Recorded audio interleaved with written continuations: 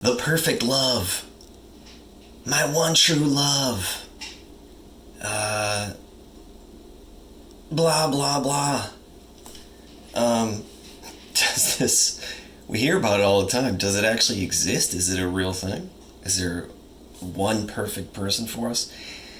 Quick answer, no.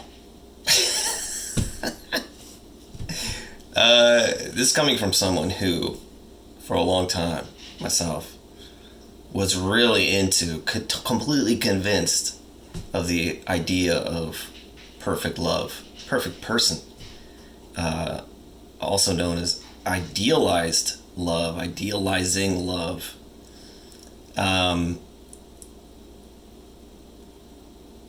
It's no good, to put it bluntly.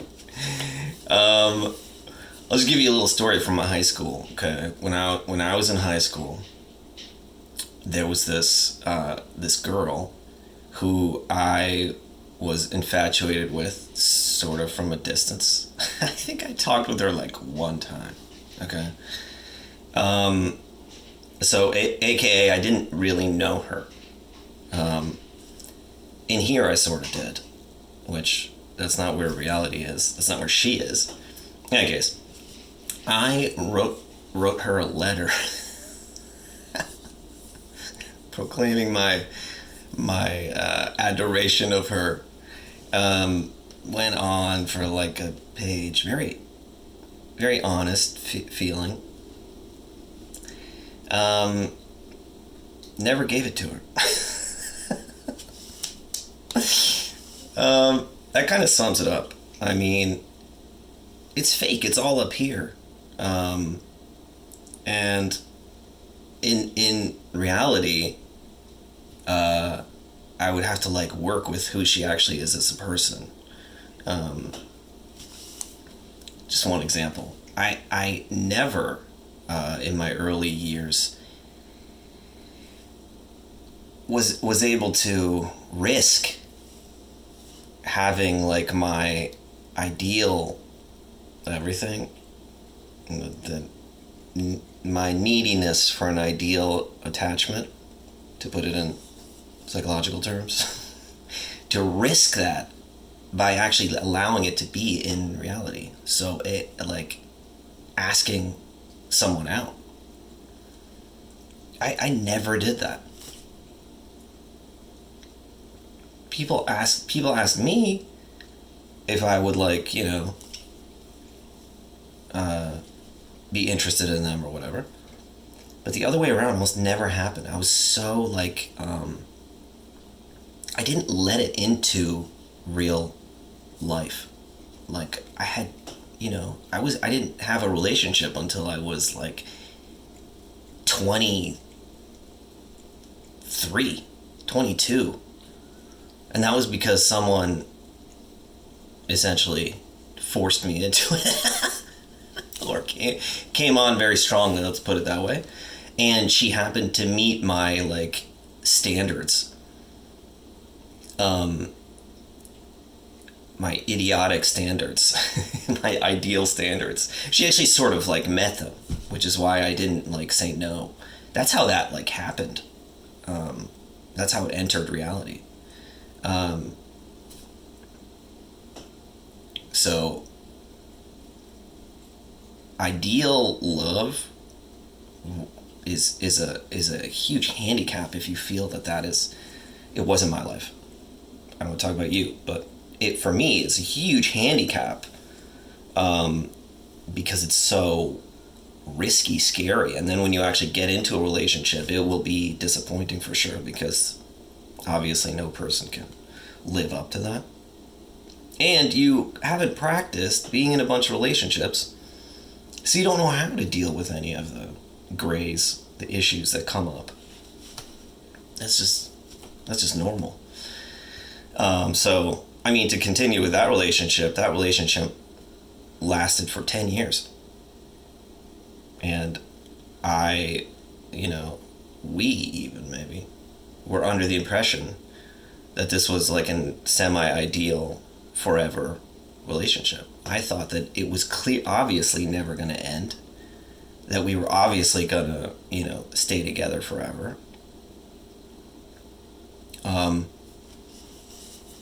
And, fast forward, that did not happen.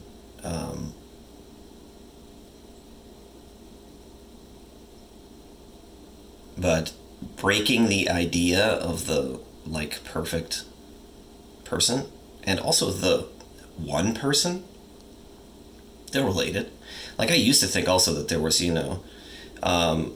a person or maybe a few people on the entire planet that I wanted to be with romantically. And that is completely insane.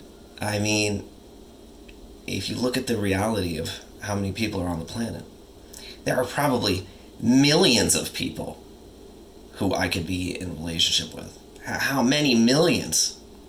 That's how I feel now. It's like relationships are not like, you find the perfect person and then you hang out together. It's like, no, you find a person who's awesome, like millions of other people, and then you work with them through being together, living together, being in a relationship.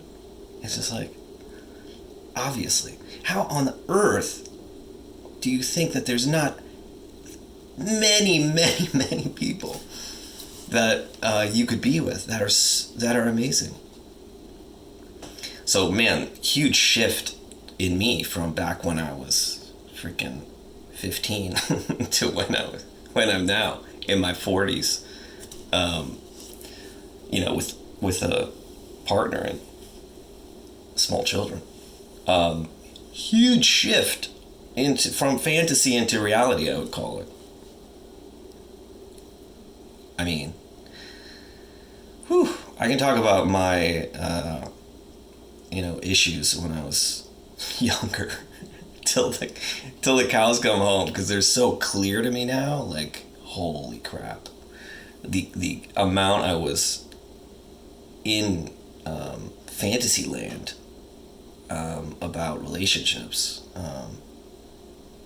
Oh my God. Rejecting of people who didn't meet my somehow, perfect standards. Ridiculous. And then even when I was, like in 6th grade or something, it turned cool to have relationships. So I had like 6 girlfriends or something. But what did that mean? I mean, nothing, obviously, in 6th grade. I didn't actually want to do anything with people, because like the vulnerability of actual connection was way too much. And I, oh